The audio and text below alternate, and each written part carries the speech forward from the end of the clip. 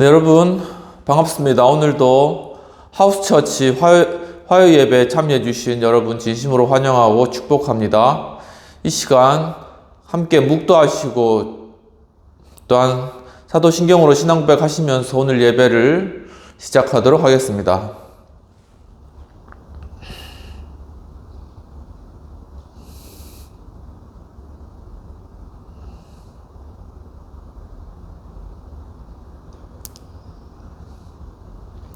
전능하사 천지를 만드신 하나님 아버지를 내가 믿사오며 그 외아들 우리 주 예수 그리스도를 믿사오니 이는 성령으로 잉태하사 동정녀 마리아에게 낳으시고 본디오 빌라도에게 고난을 받으사 십자가에 못 박혀 죽으시고 장사한 지 사흘 만에 죽은 자 가운데서 다시 살아나시며 하늘에 오르사 전능하신 하나님 우편에 앉아 계시다가 저희로서 산 자와 죽은 자를 심판하러 오시리라. 성령을 믿사오며 거룩한 공회와 성도가 서로 교통하는 것과 죄를 사하여 주시는 것과 몸이 다시 사는 것과 영원히 사는 것을 믿사옵나이다. 아멘.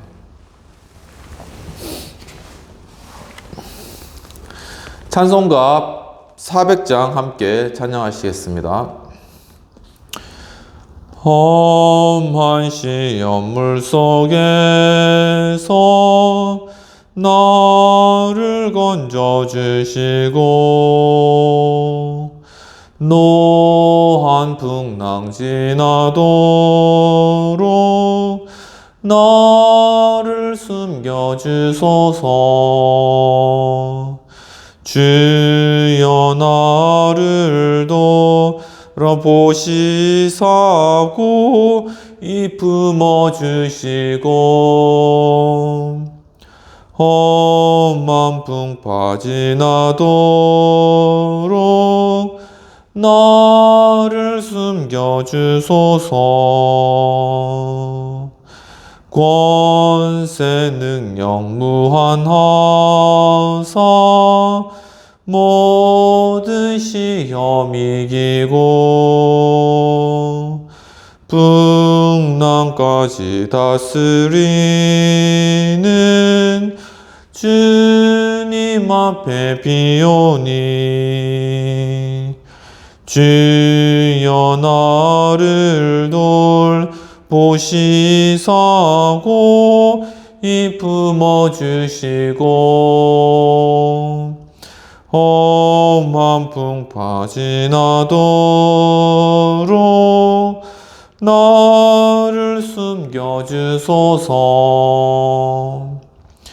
죄악 길에 빠진 이 몸 깜깜한데 헤매며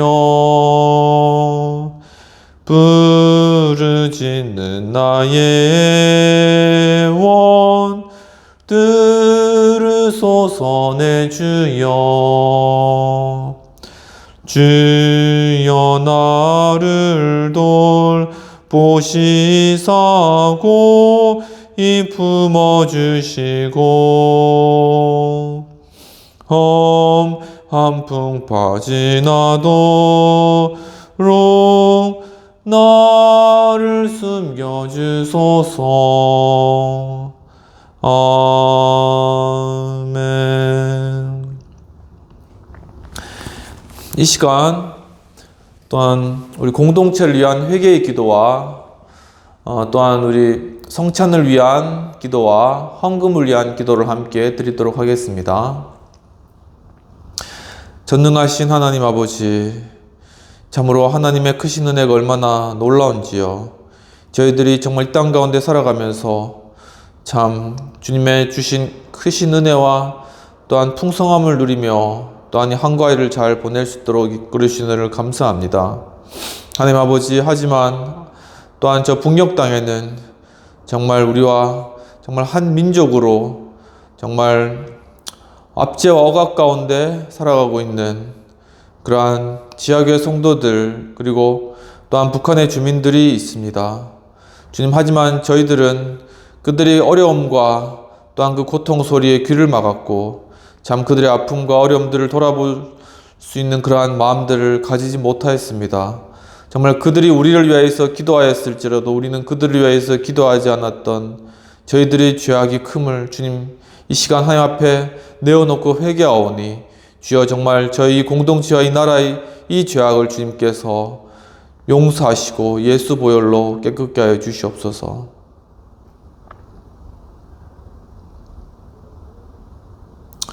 이 시간 예수 그리스도의 보혈이 우리 죄를 씻으시고 그리스도께서 우리를 용서하십니다.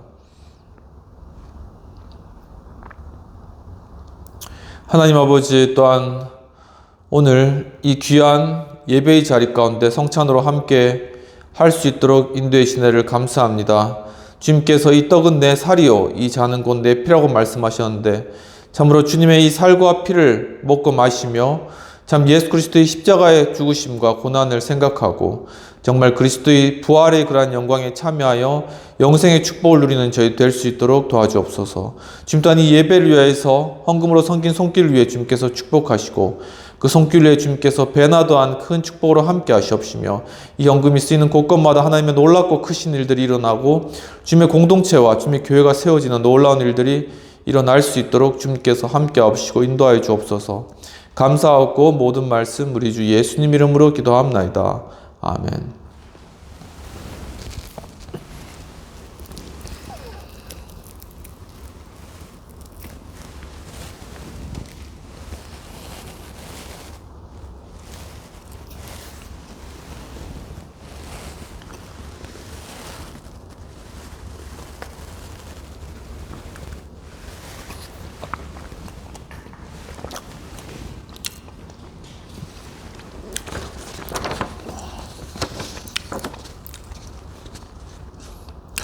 오늘 말씀을 받도록 하겠습니다. 오늘 말씀은 마가복음 4장 26에서 29절까지의 말씀이 되겠습니다. 또 이르시되 하나님의 나라는 사람이 씨를 땅에 뿌림과 같으니 그가 밤낮 자고 깨고 하는 중에 씨가 나서 자라되 어떻게 그리 되는지를 알지 못하느니라. 땅이 스스로 열매를 맺되 처음에는 싹이요 다음에는 이삭이요 그 다음에는 이삭의 충실한 곡식이라. 열매가 익으면 곧 낫을 대나니 이는 추수 때가 이르렀음이니라. 오직 예수님 예수 그리스도의 은혜와 평강이 있을지어다. 성삼위일체 하나님께 감사와 경배와 영광을 올려드립니다. 오늘도 예수님을 전합니다. 오늘 말씀은 마가복음 4장 26에서 29절까지의 말씀이 되겠습니다. 오늘 말씀의 제목은 하나님 나라의 곡식 비유의 의미가 되겠습니다. 오늘 본문의 배경은 마가복음 3장으로부터 시작됩니다. 예수님께서는 산에 오르사 자기를 따라온 많은 사람 중에 예수께서 원하시는 자들을 제자로 부르셨습니다. 그래서 12명을 제자로 세우시고 자기와 함께 있게 하시고 또한 전도도 하게 하시며 또한 귀신을 내어 쫓는 축사의 권능을 주셨습니다. 그 12명의 제자의 이름은 먼저 시몬 베드로와 또한 세베대의 아들 야고보와 요한, 이들은 보아너게라는 이름을 또한 얻었습니다. 그리고 안드레, 빌립, 바돌로메, 마테, 도마, 알페오의 아들 야고보, 다데오, 가나안인 시몬, 가룟 유다가 되겠습니다. 이들 중에 알페오 아들 야고보와 다데오 그리고 가나안인 시몬, 가룟 유다 뒤쪽에 나온 4명의 그러한 제자들은 열심당원에 해당되며 그 당시 로마의 압제로부터 이스라엘을 구원하기 위한 그러한 어떤 민족운동을 추진해왔던 그러한 사람들이었습니다. 또한 한편 비교해보면 마태는 세리로 친로마적인 그러한 인물이었습니다. 이와 같이 친로마적인 인물들과 반로마적인 인물들이 하나님의 예수 그리스도의 그러한 제자로 함께 들어와 있다는 것이 참 아이러니하고도 재밌는 사실입니다. 그 이후에 예수께서 축사하시는 또한 병 고치는 능력에 관하여서 바리새인과 대제사장들이 바울세불이 들려서 그렇다. 즉 바울세불 귀신이 그를 주관하여서 그가 이런 능력을 행하였다고 하였을 때 예수님께서 어떻게 자기 집에서 그렇게 분쟁이 있는데 그 집이 설 수 있겠느냐라고 이야기하시면서 이러한 논쟁 가운데 예수 그리스도의 신적 권위는 바로 사단과 마귀가 아니라 하나님으로부터 온다는 것을 논쟁하시고 입증하셨습니다. 그 이후에 예수님께서는 사역하시는 그러한 현장 가운데 어머니와 또한 친척들이 예수님을 데리러 왔는데 예수님께서 그 이야기를 들으시고 이렇게 말씀하셨습니다. 하나님 뜻대로 행하는 자라야 곧 형제요, 또한 내 자매요, 또한 내 부모라고 이야기를 하신 것입니다. 이와 같이 예수님의 그러한 관점에 있어서는 육신적인 그러한 부모와 그런 형제들을 결코 도외시하지 않으셨지만 영적인 의미에서 하나님을 따르는 자들을 하나의 형제요, 자매요, 하나의 가족이라는 새로운 개념으로 초청하고 부르셨다라는 것입니다. 그렇기 때문에 우리가 교회 내에서도 서로 이제 형제님, 자매님 이렇게 부르는데 아마 배경이 없으신 분들은 가서 조금 어색하실 거예요. 그런데 바로 이것이 우리가 예수 그리스도 안에서 바로 한 형제와 자매가 되었다는 그런 의미로 받아들이시면 되겠습니다. 그래서 성찬을 우리가 함께 한 떡에서 떼는 것도 바로 우리가 예수 그리스도의 그러한 몸된 교회로 하나의 지체로 연결되어 있다는 그러한 의미가 되겠습니다. 그 이후에 예수님께서는 바닷가에 가셨는데 큰 무리가 예수님을 따라오자 그 바닷가 가운데 배를 한 대 띄우시고 거기서 여러 비유로 가르치셨습니다. 그 가르치신 비유 중에 첫 번째가 씨 뿌리는 비유였는데 한 농부가 씨를 뿌리러 가서 어떤 씨는 길가에 떨어졌고 어떤 씨는 돌밭에 떨어졌고 어떤 씨는 가시떨기에 떨어졌고 어떤 씨는 좋은 땅에 떨어졌다라는 그런 비유를 베푸십니다. 여러분 잘 아시는 것 같이 길가에 떨어진 그러한 씨는 이미 말라버린 거죠. 길가에서 전혀 뿌리를 내리지 못하는 것입니다. 그리고 돌밭에 떨어진 그러한 씨는 조금 뿌리가 내리지만은 돌밭에 떨어졌기 때문에 뿌리를 깊이 내리지 못하고 결국 말라버리는 것이죠. 가시떨기에 떨어진 그러한 씨는 여러 가시나무로 인하여서 그 씨가 잘 자라나지 못하였다라는 것입니다. 하지만 좋은 땅에 떨어진 그러한 씨는 자라가서 30배, 60배, 100배를 맺는다는 100배의 열매를 맺는다는 그러한 내용이었는데 그것을 제자들에게 이후에 또한 그 비유의 내용을 개인적으로 또 설명을 해주셨습니다. 바로 즉 이 비유는 우리 마음의 밭을 이야기하는 것이죠. 예를 들면 가시떨기 같은 경우에는 우리 마음에 여러 재리와 유혹 가운데 마음 가운데 있기 때문에 말씀이 떨어지더라도 그것이 올바르게 자라나지 못한다는 것입니다. 그렇기 때문에 우리 마음을 항상 좋은 땅으로 기경하는 것이 중요하다는 그런 의미가 되겠습니다. 그리고 그 이후에 등불의 비유를 하시면서 이 등불을 켜서 말 아래 두지 않고 등경 위에 두나니 하였습니다. 말이라는 것은 이렇게 곡식을 담는 그러한 말을 의미하는 것이고 홀스를 이야기하는 건 아닙니다. 바로 이 등불을 바로 등경 위에 둠으로 이 빛이 정말 그 동네를 환하게 비추도록 하라라는 그런 말씀인데, 즉 하나님의 말씀의 그런 비추라는 그런 뜻이 되겠습니다. 그리고 오늘 본문의 내용에서와 같이 하나님 나라는 씨를 밭에 뿌린 것 같다라는 그런 내용입니다. 즉 씨를 밭에 뿌렸는데 그 씨가 밤낮 사람들이 모르게 스스로 자라나서 그 땅이 그 씨로 하여금 양분을 공급하고 스스로 그 씨가 자라가서 스스로 열매를 맺게 하고 그래서 결국은 그 씨가 다 자라가서 그 씨가 다 익어서 추수 때 추수를 하게 되는 그러한 내용이 바로 하나님 나라 즉 천국의 비유라는 것입니다. 이와 같이 이러한 배경과 또한 요약의 말씀을 생각하면서 오늘 하나님 나라의 곡식 비유의 의미에 관해서 살펴보도록 하겠습니다. 하나님 나라의 곡식 비유의 의미 첫 번째는 씨를 땅에 뿌림과 같다라는 것입니다. 본문 26절에서는 또 이르시되 하나님 나라는 사람이 씨를 땅에 뿌림과 같으니 라고 말씀하셨습니다.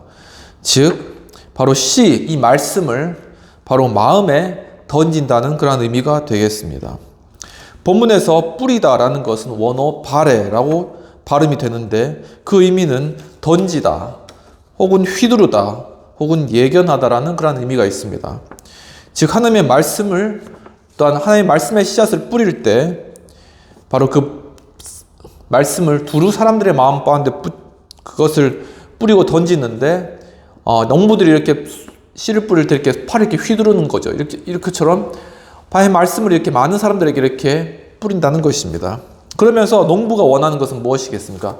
이 뿌려진 씨앗이 잘 자라가서 아주 좋은 그러한 열매를 맺기를 예견하고 기대하는 그러한 마음으로 이 씨를 뿌린다는 것이죠. 이와 같이 하나님 나라 곡식 비유의 의미 첫 번째는 바로 이 말씀의 씨가 마음에 뿌려지게 된다는 것입니다. 전도서 11장에서는 이런 말씀이 있습니다. 내 떡을 물 위에 던지라. 그러면 여러 날 후에 도로 찾을 것이다. 즉 이 떡이라는 것은 비유적으로 바로 말씀을 의미합니다. 예수님께서도 사탄의 유혹을 받으셨을 때 사람이 떡으로만 살 것이 아니라 하나님의 입에서 나오는 모든 말씀으로 살 것입니다 라고 떡과 말씀을 서로 비교하면서 말씀하셨습니다. 또한 출애굽에서 이스라엘 백성들이 하늘로부터 만나를 먹었는데 그 만나도 만나의 그러한 양식 곧 구슬과 같은 그러한 모습으로 하늘에서 내려진 그 만나라는 것인데 바로 그러한 만나의 그런 음식을 베푸신 것도 바로 신약 시대에 하나님 예수 그리스도께서 오셨을 때 주님의 말씀을 베푸시겠다는 것에 대한 구약적인 상징이 되는 것이죠. 그래서 전도서 11장에 내 떡을 물 위에 던지라는 것은 곧 하나님의 그 말씀을 물 위에 던져라. 물은 아무것도 없고 흘러내려가는 그러한 것이 아니겠습니까? 바로 도저히 건질 수도 없고 그걸 되찾을 수도 없는 그러한 것에 바로 네 떡을 던져라. 네가 가지고 있는 말씀을 던져라는 것입니다. 이와 같이 우리가 어떨 때는 정말 우리가 어떤 받을 것을 기대하지 않고 그냥 던지는 그러한 믿음의 그러한 삶이 필요한 것입니다. 호주에서 어떤 분이 길거리에서 몇십 년 동안 성경 하나 들고 거기서 복음을 전했습니다. 하지만 그에겐 아무도 돌아온 사람도 없었고 그에게 어떠한 반응을 보인 사람이 없었습니다. 그런데 나중에 조사하다 보니까 전 세계적으로 수많은 사람들이 바로 이분의 그러한 전도의 말을 듣고 전도의 말은 당신이 과연 오늘 죽으면 천국에 갈 수 있겠습니까? 이런 전도로 시작된 것입니다. 그 이야기를 듣고 많은 사람들이 그날 밤에 그 이야기가 떠올라서 예수를 믿게 되었다는 것이죠. 이와 같이 우리가 어떻게 보면 참 허무하고 아무런 결실 없는 그러한 일이라고 할지라도 우리가 어떨 때는 우리가 받을 것을 기대하지 않고 그냥 던지는 그러한 행위가 필요하다는 것입니다. 마태복음 7장에서는 하지만 좀 주님께서 이렇게 말씀하셨습니다. 너희 진주를 돼지 앞에 던지지 마라. 왜냐하면 사람들이 그것을 밟고 또한 너희들을 찢어 상할까 함이라. 정말 마음 가운데 준비되고 마음에 겸손하여서 하나님 말씀을 받고자 간절히 원하는 사람들은 말씀을 받지만 그렇지 않고 도리어 교만하고 비판하고 비난만 하기를 좋아하는 사람들에게 또한 논쟁과 분쟁을 일으키기를 좋아하는 사람들에게 말씀을 던지면 도리어 그것이 그 사람들의 논쟁거리가 되고 또한 반대로 나를 공격하는 그런 구실이 된다는 것이죠. 그래서 우리가 말씀을 전할 때도 지혜롭게 정말 이 말씀을 받을 그러한 마음의 준비가 되었는가를 생각하면서 정말 겸손한 마음을 가진 자에게 말씀을 전하는 것이 우리가 그렇게 분별하고 영을 분별하면서 우리가 선교 활동을 하고 말씀을 전하는 것이 필요하다는 그런 내용입니다. 바로 이러한 말씀을 받을 수 있는 그러한 겸손한 마음에 관하여서 마태복음 15장에서는 가나안 여자의 이야기가 나옵니다. 가나안 여자는 딸을 가지고 있었죠. 근데 그 딸이 귀신 들렸고 병들어서 바로 그 딸을 고침받기를 원해서 예수님께 온 것입니다. 예수님이 병 고치고 귀신 쫓는다는 그러한 소문을 들은 것이죠. 그래서 예수님께 와서 저희 딸을 좀 고쳐주십시오 했을 때 이 여인이 가나안 여인이잖아요. 그 유대인들이 봤을 때는 이방인인 겁니다. 그래서 예수님께서도 유대인이시잖아요. 그래서 이 떡을 자기 자식에게 줄 떡을 개들에게 던져주는 것은 옳지 않다 이렇게 이야기를 하셨는데 바로 그 개라는 것은 그 가나안 여인을 지칭한 것입니다. 얼마나 모욕적이겠습니까? 하지만 그 가나안 여인은 그것에서 화를 내거나 분을 내지 않고 그 여인의 목적은 오직 자기 자녀를 살리는 것 뿐이었습니다. 그러니까 예수님 앞에 완전히 낮아져서 옳소이다. 바로 나는 그러한 개와 같은 그러한 존재입니다. 하지만은 개들도 그 주인의 상에서 떨어지는 그 부스러기를 먹고 삽니다. 그렇게 답을 한 것입니다. 얼마나 이 지혜롭고 또한 겸손한 말이 아니겠습니까? 바로 예수님께서는 그 마음의 겸손함과 그런 것을 보시고 가나안 여인이든 유대인이든 이러한 인종과 구분을 상관하지 않고 그에게 정말 네 믿음이 크도다. 그리고 내 딸이 노임을 받을지어다 라고 해서 그 딸에게서 귀신이 떠나가고 치유받는 그런 놀라운 축복을 받은 것입니다. 이와 같이 예수님 앞에서는 우리가 결코 내세울 것이 없습니다. 많은 지위를 가졌거나 많은 돈을 가졌거나 아니면 많은 명예를 가지고 있다고 하여도 예수님 앞에서는 그것을 자랑할 것이 하나도 없습니다. 오직 예수님 앞에 나아갈 때는 겸손하게 무릎 꿇고 하나님의 말씀을 정말 마음 가운데 받겠다는 그러한 심령으로 간절한 심령으로 나오는 것이 정말 주님께서 원하시는 마음입니다. 주님께서 정말 애통하고 정말 마음 가운데 이렇게 슬퍼하는 마음을 결코 멸시치 않는다고 말씀하셨습니다. 이와 같이 사랑하는 우리 성도 여러분, 정말 주님께 나아갔을 때 정말 이와 같이 겸손한 마음으로 그리고 하나님께 은혜를 구하는 그러한 이 가나안 여인과 같은 마음으로 나아가서 정말 하나님께서 주시는 그 축복과 은혜를 여러분 받으시고 정말 치유를 받으시고 정말 회복을 경험하시고 또한 귀신이 떠나가며 문제가 해결되고 직장 생활의 모든 막혔던 문이 열리고 학업의 길들이 열리고 또한 여러분 모든 삶의 관계가 열려지며 또한 여러분들의 가족 관계가 회복되는 그러한 여러분 되시기를 주님의 이름으로 축원합니다.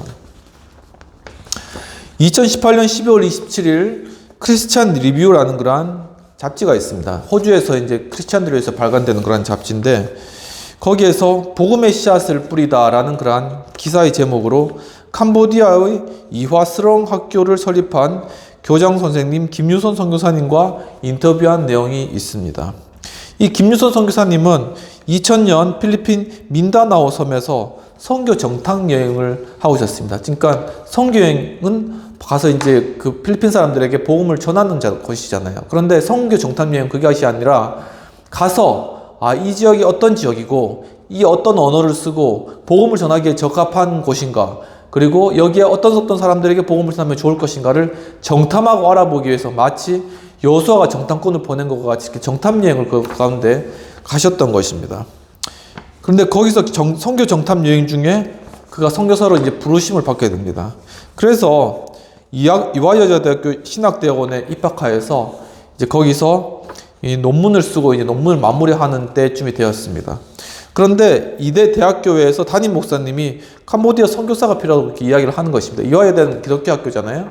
그래서 이제 채플 같은 것이 있고 이제 안에 이제 교목이 있는 거죠. 교목이라는 것은 학교의 목사님입니다. 그 학교의 목사님이 그 채플에서 예배를 드리다가 이 캄보디아의 그러한 선교사의 필요에 대해서 이야기를 나누는데 그 이야기를 바로 이 김유선 선교사님이 들으신 것이죠. 그래서 그때부터 이제 기도하시면서 이 선교를 준비하셨어요. 그래서 2004년에 캄보디아 싱글 여성 선교사로 거기서 이제 파송을 받아서 거기 가시게 됩니다.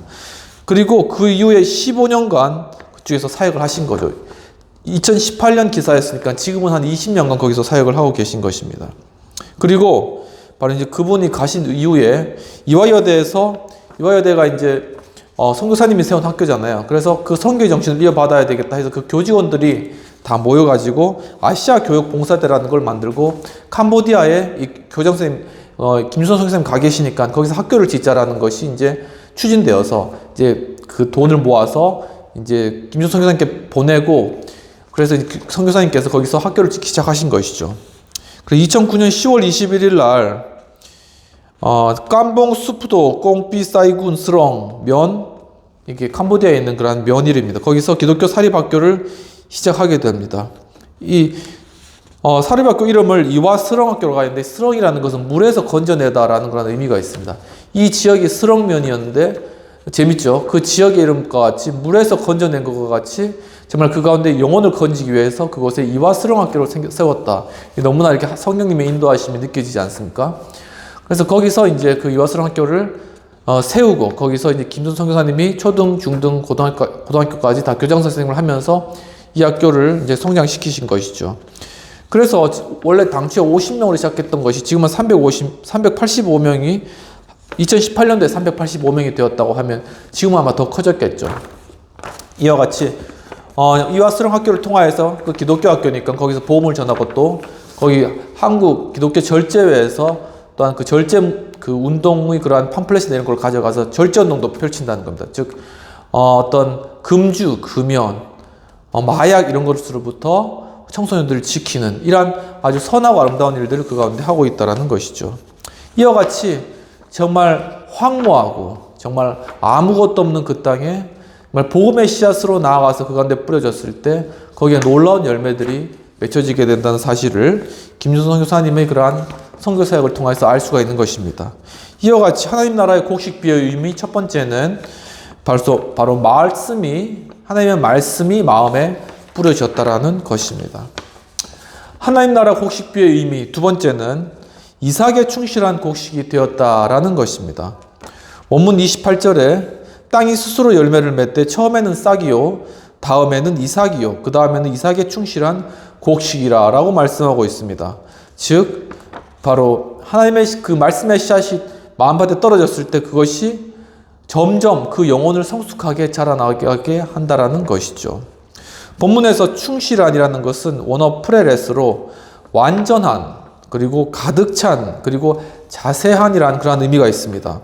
이와 같이 말씀의 씨앗이 뿌려져서 그것이 성령의 인도하심으로 말미암아 영혼을 성숙하게 됐을 때 그 영혼은 성령으로 충만하게 되고, 또한 하나님의 말씀으로 가득하게 되고, 또한 그것을 통하여서 하나님 또한 성령께서 눈을 열어줘서 모든 천지 만물을 자세히 바라보며 또한 그 가운데 하나님의 손길들을 경험하게 된다는 것이죠. 그래서 우리가 영성이 자라면 자랄수록, 우리 마음이 충만하면 충만할수록 우리는 정말 이 천지 만물을 통하여서 하나님의 그러한 충만하심과 역사하심을 깨달을 수 있다는 것입니다. 하늘의 별을 보아도, 또한 이 땅의 나무와 산과 풀들을 보아도, 하늘에 나는 새를 보아도 예수님처럼 바로 그 가운데 하나님의 손길을 느낄 수 있다는 것이죠. 그뿐만이 아니라 현대에 일어나는 그러한 수많은 그러한 물리학, 자연과학 이러한 것들을 통하여서도 바로 하나님께서 이 땅을 지으신 그러한 법칙들과 그러한 운영하시는 그러한 뜻들을 발견할 수 있다는 것입니다. 중요한 것은 우리가 믿음의 눈을 가지고 성령에 충만해져서 이 땅 가운데 모든 만물을 바라볼 수 있는 눈을 가지게 되느냐, 아니면은 우리가 공허하고 텅 빈 상태에서 이 세상의 그러한 가치관을 우리가 그냥 받아들이기만 할 것인가, 바로 그러한 기로에 서 있는 것입니다. 그런데 우리의 마음의 밭이 좋은 마음의 밭으로 준비되어 있고 그 씨앗이 그 가운데 심겨진다면은 바로 그 씨앗 가운데 성령님의 도우심으로 정말 물 주고 또한 양분을 주며 그 씨앗이 자라남으로 말미암아 우리의 영혼이 가득 충만케 되어지는, 그래서 이 땅을 정말 하나님 세우신 그러한 자연 만물을 통한 하나님을 발견하고 이 땅을 하나님 그런 통치로 바꾸어 나가는 그러한 사역들을 감당할 수 있게 된다라는 것입니다. 요한복음 4장에서는 예수님께서 눈을 들어 밭을 보라, 휘어져 추수하게 되었다라고 말씀하고 있습니다. 이와 같이 얼마 전에 추석이었죠. 정말 저희 집 근처에도 이제 논이 있고 밭이 있는데, 거기 보면 이제 곧 있으면 황금 물결이 많이 일 것 같습니다. 이와 같이 풍성함, 그리고 정말 그 고개를 숙인 그러한 벼들, 그래서 우리가 기대되는 건 무엇이겠습니까? 그것을 풍성하게 거두어서 정말 곳간에 가득 채우는 그것이 우리의 소망이 아니겠습니까? 이와 같이 예수님께서도 정말 너의 영적인 눈을 들어서 저 밭을 보아라, 바로 저 밭 가운데 저 수많은 그러한 곡식들이 추수를 기다리고 있다라고 말씀하고 계시는 것입니다. 빌립보스 2장에서는 이렇게 말씀하십니다. 너희가 항상 복종하며 두려웠고 떨림으로 너희 구원을 이루라고 말씀하십니다. 정말 복음의 씨앗이 우리 마음껏 심겨지고 그것이 자라날 때 우리의 영혼은 성장하게 됩니다. 그리고 이 영혼이 점점 성장해져서 하나님의 나라를 깨닫고 하나님의 뜻을 깨닫고 주님의 일들도 감당하게 됩니다.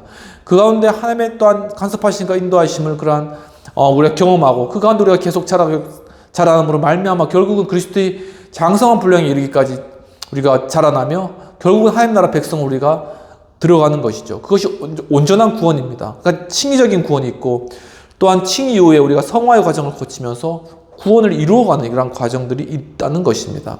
이와 같이 사랑하는 성도 여러분, 정말 우리가 예수 믿었다고 우리가 거기에 만족하는 것이 아니라, 거기에 안주하는 것이 아니라 참으로 예수 그리스도의 그 크신 은혜와 그 능력을 힘입어 우리 마음껏 심겨진 그러한 말씀의 씨앗을 잘 자라나게 함으로 말미암아 정말 우리가 그리스도의 장성한 분량이 되어 주님의 맡기신 일들을 감당하고 주께 영광을 돌리는 그러한 복된 삶 살아가기를 주님의 이름으로 축원합니다.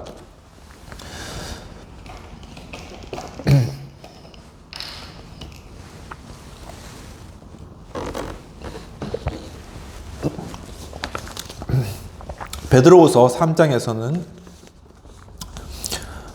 베드로가 정말 편지를 서신을 받는 그런 자들에게 예수 그리스도의 은혜와 그를 아는 지식에서 자라가라고 이야기를 하고 있습니다.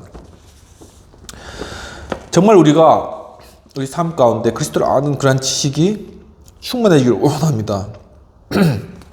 우리가 이 세상의 지식으로 많이 채울 것이 아니라 정말 그 세상의 지식도 그리스도의 지식이 있을 때는 그 지식이 도리어 하나님을 알게 되는 그런 지식이 되는 것입니다. 정말 최근에 과학신학이라는 것을 여러분 접해보셨는지 모르겠습니다. 그 과학신학이라는 것은 세상의 그런 어떤 물리학적인 지식, 예를 들면은 어떤 양자역학, 아니면 열역학, 우주물리학, 이러한 것들을 통하여서 하나님의 그러한 손길과 은혜들을 또한 깨달아 아는 것입니다. 이건 창조과학과는 조금 다른데, 창조과학은 그 지구의 역사를 6,000년 정도로 보고 그 가운데 이제 과거의 진화론을 비판하는 그런 관점에서 창조과학이 시작된 것이죠. 근데 성경과학은, 이 과학신학은 이 과학 가운데 우리가 취하고 있는 그러한 방법론들, 과학적인 입증 과정들, 이러한 것들을 우리가 신학적으로도 또한 우리가 받아들이고, 그것을 통하여서 일반적인 이 세계 가운데 이루어지고 있는 그러한 하나님의 뜻과 성경에서 이야기하는 것을 서로 비교하면서 이 성경의 내용이 이 과학적인 어떤 현상들이나 자연과학들 이런 것들을 보았을 때 맞다는 것을 역으로 입증해 나가는, 그래서 우리 믿음을 입증해 나가는 바로 그러한 것이 과학신학이라는 그러한 영역이 생겨났다라는 것입니다. 이와 같이 우리가 예수 그리스도를 믿었다라고 해서 끝나는 것이 아니라 그 이후에도 무한한 세계가 있습니다. 하나님께서 이 천지 만물을 다 충만하게 채워주셨고 그 안에 지혜와 지식을 가득 채워주셨습니다. 정말 여러분 마음 가운데 정말 이러한 놀라운 하나님의 지식과 지혜를 경험하고 그 가운데 풍성히 거하고자 하는 그러한 여러분들 소원함이 없으십니까? 정말 그러한 소원함을 가지고 정말 나아가서 하나님 앞에 구하며 정말 그 그리스도의 그런 놀랍고 깊으신 그러한 이 천지 만물을 통하여서 섭리해 놓으신 그런 오묘한 진실과 놀라운 섭리들을 깨달아가는 여러분 되시기를 주님 여러분을 축원합니다. 그리고 여러분들이 그것을 간절히 사모하신다면 주님께서 그런 것들을 여러분들에게 허락하시고 보여주실 것입니다. 롱아일랜드 연합감리교회라는 교회가 있습니다. 거기서 2017년 5월 24일 날 블로그에 글을 하나 올렸는데, 즉 웨슬리의 영성에 관한 그러한 글입니다. 즉 웨슬리 영성의 핵심은 기도를 통하여 이루어졌고 형성되었다라는 것입니다. 즉 웨슬리의 균형 잡힌 영성에 관한 그러한 글이 되겠습니다. 존 웨슬리는 1703년 6월 28일 영국 링커셔 주에서 출생하였습니다. 그리고 차트하우스 옥스포드를 수학했습니다. 굉장히 뛰어난 그런 인재인 것이죠. 그리고 1728년 사제가 되었습니다. 영국 성공회 출신이니까는 거기서 서품을 받고 사제가 된 것이죠. 그리고 옥스포드에서 신성회라는 것을 그가 학창 시절에 지도하게 되었는데, 그 옥스포드에서 이제 사제가 되고 옥스포드에서 신성회를 지도하게 되었습니다. 그러다가 그가 모라비안하고 교제를 하게 되었어요. 이 모라비안 성도들은 굉장히 기도와 영성에 탁월한 그런 성도들이었습니다. 그러면서 그 마음 가운데 가졌던 여러 가지 의문들, 그리고 의심들, 또 불안, 그런 것들이 점점 더 벗겨지면서 1738년 5월 24일 루터 로마서 서문을 읽는 중 복음적 회심을 경험하게 됩니다. 그리고 복음주의 운동을 시작하게 됩니다. 루터는 청교도고 장로교의 그러한 시작을 이루신 분이시죠. 그런데 바로 그 루터의 로마서 서문을 통하여서 웨슬리가 자신의 신앙을 시작했다는 것은 큰 의미가 있습니다. 바로 믿음으로 인한 그러한 칭의로부터 시작하여서 웨슬리의 중요한 그러한 신학적인 입장은 바로 인간의 의지를 굉장히 중요시합니다. 그래서 이 인간이 바로 인간의 의지가 하나님의 그러한 섭리와 함께 어우러져서 바로 믿음을 받아들이는 그러한 의사결정을 하게 된다는 것이죠. 바로 그것을 선행적 은총론이라고 하는데, 바로 그는 영성을 중심으로 기도를 힘썼습니다. 그리고 또한 말씀을 신앙의 표준으로 삼고, 그리고 또한 그 말씀 가운데 그 말씀을 우리 마음 가운데 받아들이는 그런 것은 우리의 결단이고 또한 우리의 의지가 필요하다고 주장을 하였습니다. 그것이 바로 선행적 은총론입니다. 그 근거는 바로 우리 마음 가운데 양심, 즉 자연적 양심이라는 것이 있기 때문입니다.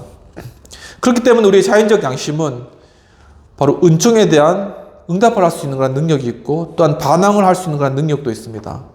그러므로 의인, 즉 의인으로 인정받는 것은 우리의 양심을 통하여서 우리에게 주어진 복음을 받아들이는가 아니면 그것을 거부했는가에 대한 바로 그것을 받아들이면 우리는 의로 인정되고 그것을 거부하면은 바로 우리가 거부한 그 책임으로 말미암아 우리는 하나님으로부터 멀어진다는 것이죠. 바로 이러한 복음주의 운동 가운데 그는 결국 사제직무에서 파명당하고 감리교 활동을 시작하면서 감리교를 정말 잘 세우고 1791년 3월 2일 날 88세 이내로 별세하셨습니다. 별세하시면서 평안히 계십시오. 그러고 돌아가셨다고 합니다.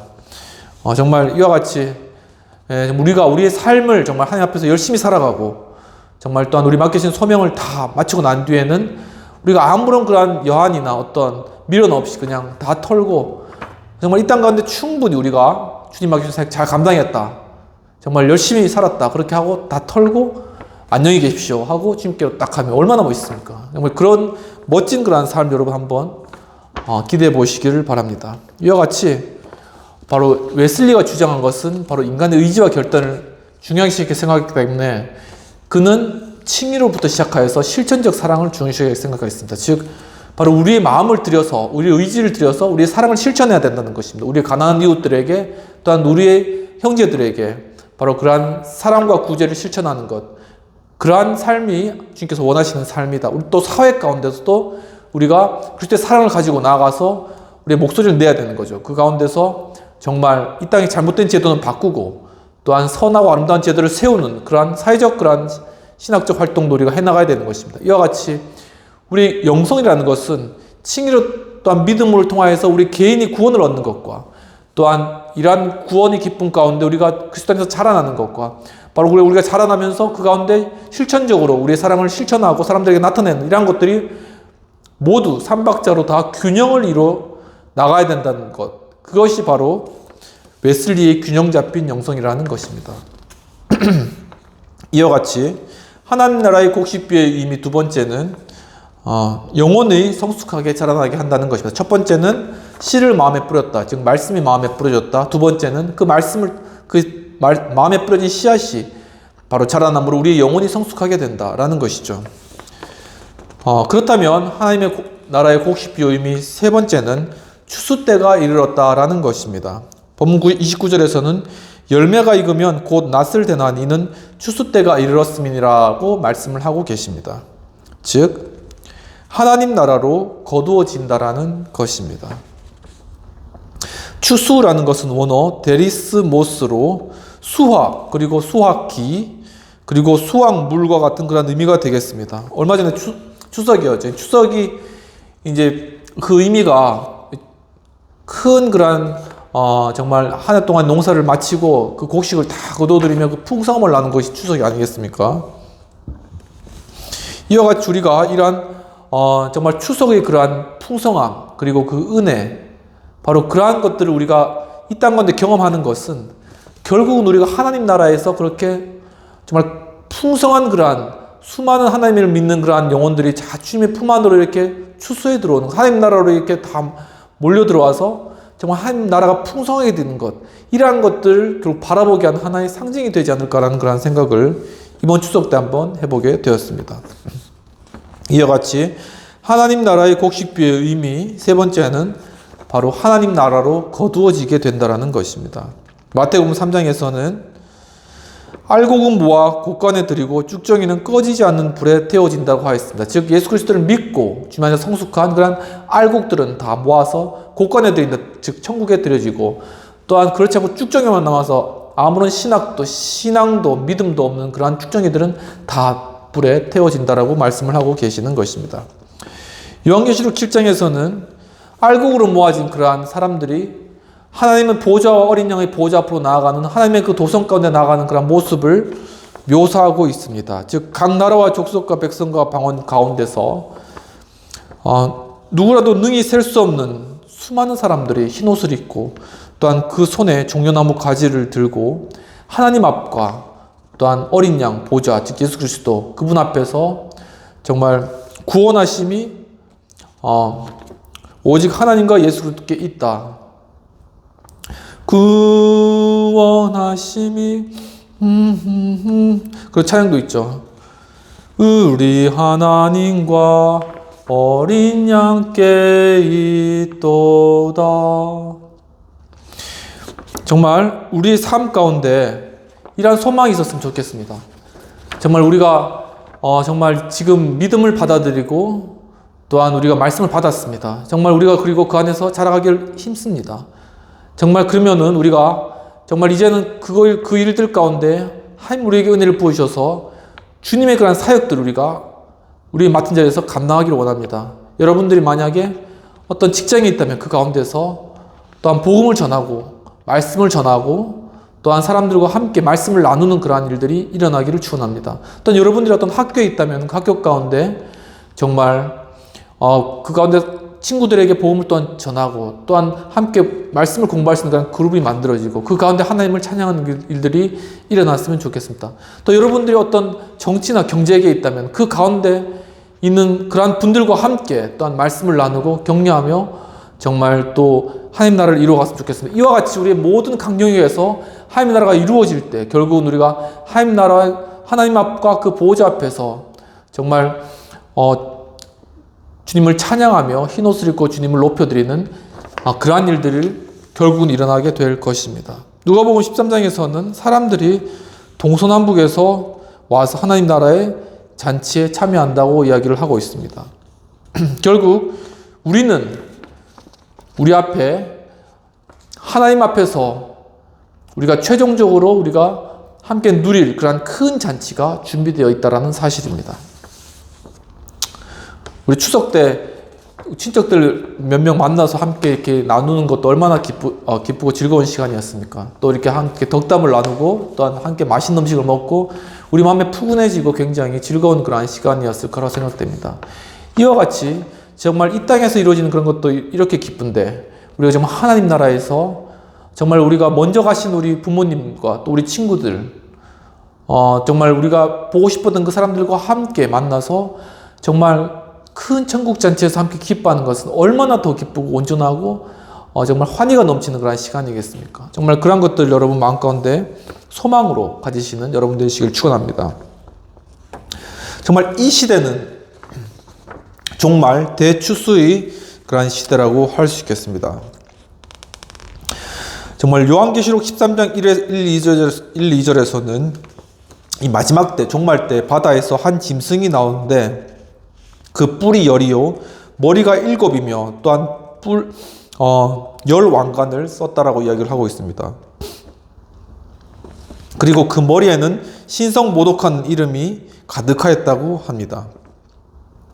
그리고 요한계시록을 쓴 요한이 거기 가보았을 때 그 짐승의 모습이 꼭 표본과 비슷한데 그 발이 곰의 발과 비슷하고 그 입은 사자의 입과 비슷하고 또 용이 큰 능력과 보좌와 권세를 그에게 주었다라고 이야기를 하고 있습니다. 즉 이 세상의 그러한 악한 권세와 세력이 등장한다라는 것이죠. 그런데 이와 비슷한 그러한 예언이 다니엘서 7장 3에서 7절에 나타났습니다.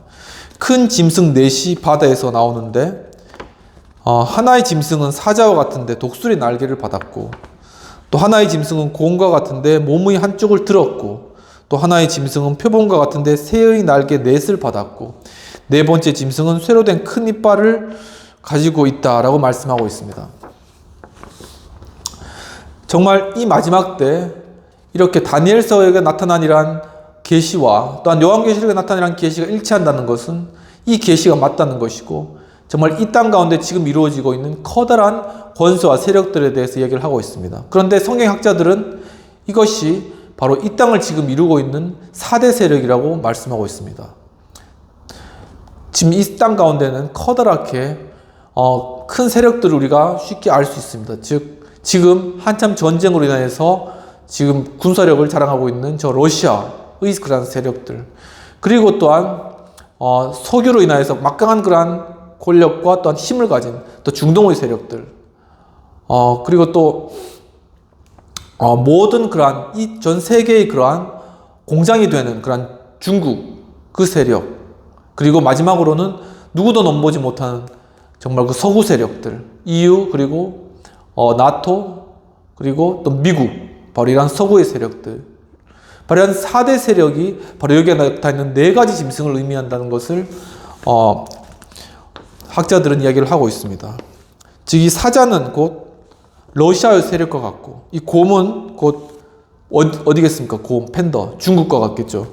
그리고 표범은 아시아에 살지 않습니다. 유럽에 잘 없고 아프리카나 중동 지역에 살죠. 그러니까 표범은 중동. 그리고 천리빨은 가장 강한 그러한 권세는 바로 EU와 서구 세력이라는 것입니다. 바로 이런 학자들의 의견이 있고, 저는 이제 러시아가 도리어 곰이 아닐까 생각되는데, 이제 인터넷으로 검색해 보니까 이제 러시아의 상징물이 이제 불곰이더라고요. 그리고 또 이제, 중국은 꼭 곰도 있지만 호랑이도 있습니다. 호랑이도 이제 중국에서 굉장히 유명한 그런 상징이죠. 그러니까는 도리어 이제 사자는 호랑이, 그래서 중국이고, 그리고 이제, 또 뭐가 있죠? 곰은 불곰이고 러시아고 그게 아닐까 그런 생각도 좀 무수개를 해보았는데, 중요한 것은 바로 이런 4대 세력이 지금 등장하고 있다는 것은 이 땅이 정말 주님 오시기에 가까운 그러한 종말의 그러한 시기가 가까웠다는 것을 이야기하고 있는 것입니다. 그러면 이 종말의 시대에 과연 우리는 무엇을 해야 할 것이냐? 종말은 곧 예수 그리스도 다시 오심을 이야기하는 것입니다. 왜냐하면 주님께서 다시 오시겠다고 하고 승천하시기 때문이죠. 그런데 예수님께서 초림, 즉 아기 예수로 이 땅에 오셨을 때는 유대인에게서 나셨습니다. 거기서 자라나셨고 유대인의 아들로 자라나셔서 십자가에 돌아가셨습니다. 그리고 승천하셨습니다. 부활하셔서 승천하신 것이죠. 그런데 바로 정말 이 종말, 예수님이 재림을 준비하는 바로 그때는 누가 역할을 감당하게 될 것인가? 그것은 바로 이 대한민국이라 하시는 것이죠. 이 한국, 이 민족.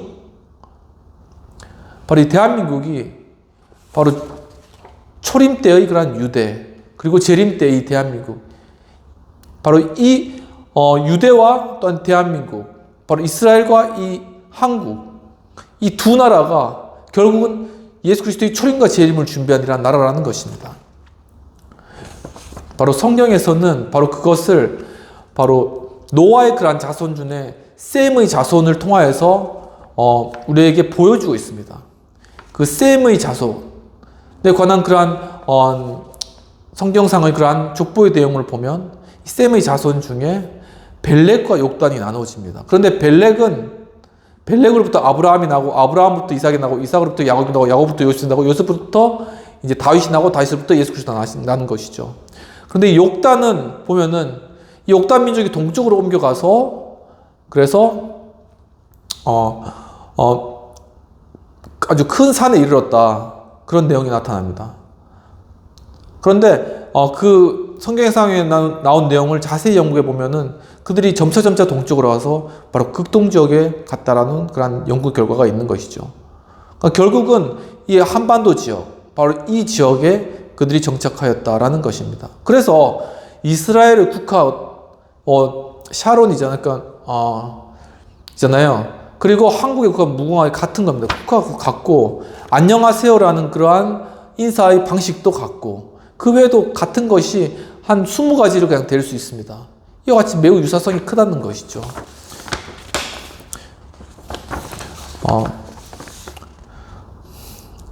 정말 이 마지막 때, 정말 주님 오실 이때, 그렇다면 과연 이 한국이 이 전 세계 가운데 주님 오심을 준비하며 재림을 준비하는 민족이 되기 위해서 과연 우리가 무엇이 이루어져야 될까요? 바로 그것이 전제가 되는 것은 이 남과 북이 하나로 되어야 된다는 것입니다. 정말 우리가 하나로 이제는 주님 오심을 준비하는 그러한 나라로서 되기 위해서 바로 하나의 민족, 하나의 국가가 되어서 이제는 그리스도의 복음이 땅끝까지 이루어지는 것, 그리고 그리스도께서 이 땅 가운데 다시 오시는 것을 위해서 이 나라가 하나가 되어야 된다는 것입니다. 이것은 어떤 당위성일 뿐만 아니라 또한 하나의 사실입니다. 이 땅이 종말이 맞고 이 땅이 주님 오심이 가까웠다면 주님께서 이 땅을 반드시 통일시킬 것이라는 것이죠. 그렇다면 우리가 생각해야 될 건, 그렇다면 과연 우리는 이 통일한 국을 어떻게 준비해야 될 것인가라는 그런 물음을 가지게 되는 것입니다. 그래서 바로 이런 통일된 이 대한민국을 위하여서 지금 많은 곳에서 이 통일한 국을 준비하고 있고, 또한 통일한 국 가운데 우리가 해야 될 것들, 어떻게 북한을 경제적으로 다시 재건시킬 것이고, 어떻게 또한 이렇게 서로 간에 그러한 오랜 기간 동안에 그러한 여러 문화적인 차이들을 어떻게 극복해 나갈 것이며, 또한 어떻게 하면 또한 이 전체 북한은 이제 사유재산이 없잖아요. 어떻게 하면 이 재산 분배나 어떤 소유에 관한 그런 관점을 우리가 준비시킬 것이며, 그 또 토지는 어떻게 할 것이며, 이러한 모든 것들을 이미 다 준비를 하고 있다는 것이죠. 주님께서는 이것을 이미 각 정치 영역, 경제 영역, 또 부동산 영역, 이런 곳에서 다 이미 준비를 하고 계신다는 것입니다. 중요한 건 우리가 눈을 떠서 그 사실을 보지 못한다는 것이 안타까운 일입니다. 여러분, 정말 이 시간 우리가 하나님 나라의 곡식 비유를 깨닫고 이제 우리가 눈을 뜨기를 원합니다. 정말 우리가 통일한국, 정말 주님 재림하심을 준비한 이란 대한민국, 정말 주님 오심을 준비한 이 한반도, 이 한국을 이루기 위하여서 우리 곳곳에서 하나님께서 일하고 계신 그러한 역사와 하나님께서 일하고 계신 그러한 손길과 또한 하나님의 일하고 계신 그러한 일들을 우리가 바라볼 뿐만 아니라 거기에 우리가 참여하며, 또한 그것을 통해서 주님께서 지금 일하고 계신 것들을 우리가 몸소 느끼고, 그것을 통해서 정말 주님의 그러한 일꾼으로서 정말 하나님 나라에 들어가기 합당한, 주님의 추수하기 합당한 그러한 익은 곡식으로서 여러분의 삶이 정말 값지고 귀하게 쓰임받기를 주님의 이름으로 축원합니다. 오늘 말씀을 맺도록 하겠습니다. 하나님 나라의 곡식 비유 의미 첫 번째는 씨를 땅에 뿌린다는 것입니다. 즉 말씀을 마음에 던진다는 것입니다. 두 번째는 이삭의 축실한 곡식으로 맺어진다. 즉 영혼이 성숙하고 성장하게 된다는 것입니다. 마지막으로는 추수 때가 이르게 된다. 즉 하나님 나라에 다 거두어지게 된다는 것입니다. 이러한 정말 곡식 비유의 의미를 우리가 깨닫고 정말 우리가 주님의 대추수일 때 정말 잘 준비되는 우리 하우스처치와 우리 성도 여러분들 되시길 주님으로 축원합니다. 이 시간 함께 기도하시겠습니다. 하나님 아버지, 참으로 오늘 하나님 나라의 곡식 비유의 의미를 주님 새롭게 깨닫게 해주신 은혜를 감사합니다. 주님, 참 먼저는 정말 저희 마음 가운데 뿌려진 이 복음의 씨앗, 이것이 잘 자라기를 원합니다. 주여, 저희들의 마음의 밭을 기경하여 주시옵시고, 그래서 그 씨앗이 잘 자라나가서 우리 영혼이 이제는 어린아이 같지 않고 성숙하며 정말 주님 사명을 감당할 수 있는 그러한 우리 한 사람 한 사람이 될 수 있도록 도와주시옵시고, 정말 그래서 정말 하나님 나라 들어가기 합당한 그러한 추수에 합당한 그러한 모습으로 저희 준비될 수 있도록 도와주옵소서. 그것뿐만 아니라 이젠 나아가서 정말 하나님 예수 그리스도의 다시 오실 때 정말 대추수를 이루고 또한 주님 사명 감당한 저희 될 수 있도록, 정말 이 나라 될 수 있도록 정말 이 나라 가운데 통일을 주시고, 정말 이 나라 가운데 정말 하나됨을 주시고, 또한 그 일들을 위해서 실제로 준비하고 있는 모든 준비의 그런 손길들이 잘 준비되게 하시고, 저희들도 그러한 손길과 하나님이 이루시고 계시는 통일의 길들을 깨달아 정말 거기 함께 참여함으로 하나님을 더 깊이 경험하고 이 땅 가운데 정말 균형 잡힌 영성으로 나아가는 저희들 될 수 있도록 도와주시옵소서. 주님 또한 참으로 주님 이 말씀의 능력이 있을 줄 믿습니다. 주님 참으로 지금 암으로, 또한 정신적 질병과 육체적 질병으로, 또한 여러 관계로 어려워하고 있는 그러한 많은 분들, 또한 여러 경제적 문제로서 허덕이고 있는 그러한 분들, 주님 이 시간 주님 말씀을 보내주셔서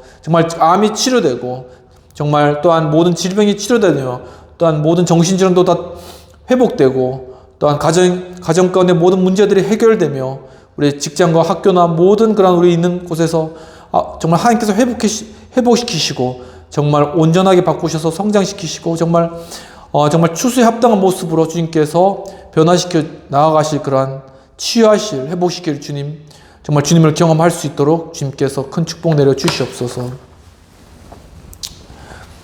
이 시간 예수 그리스도의 은혜와 하나님의 놀라우신 사랑과 성령님의 감화감동 역사하심이 정말 주님 다시 오실 정말 재림을 준비하며 정말 그 가운데 우리 마음 가운데 심겨진 그런 복음의 씨앗이 영적으로 성장하여서 정말 주님 일꾼에 합당하게 정말 장성한 분량이 되어 주님의 일을 능히 감당하고, 또한 정말 이 세계 가운데 정말 이 마지막 때 나아가기를 원하는, 또한 이 한반도 가운데 이제 통일한국을 준비하며 이 가운데 정말 주님께서 이 나라 가운데 이루어가고 계신 일들을 바라보기를 원하는 우리 하우스처치, 그리고 이 영상을 시청하시는 모든 분들에게 지금부터 영원까지 정말 예수 그리스도의 크신 은혜와 하나님의 놀라우신 사랑과 성령님의 감화감동 역사하심이 우리 하우스처치 모든 성도님들과 이 영상을 시청하는 모든 분들에게 지금부터 영원까지 함께 하실지어다. 아멘. 오늘도 장시간 시청해주셔서 감사합니다.